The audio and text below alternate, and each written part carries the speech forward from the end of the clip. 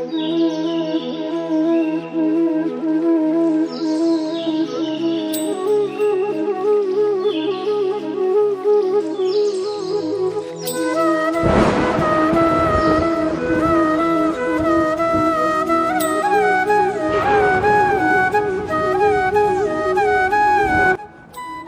आ मृत्यु मध्य जीवन हेउछि एक छोट व्यवधान।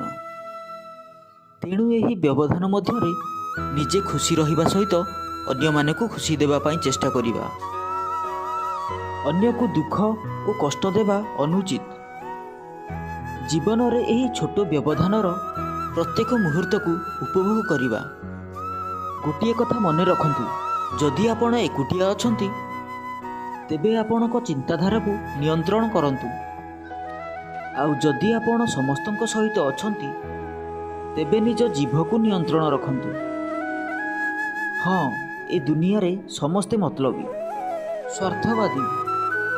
निजर मतलब हासिल कला परे ओ स्वार्थ पूरण हेबा परे आउ पचारंतिनी।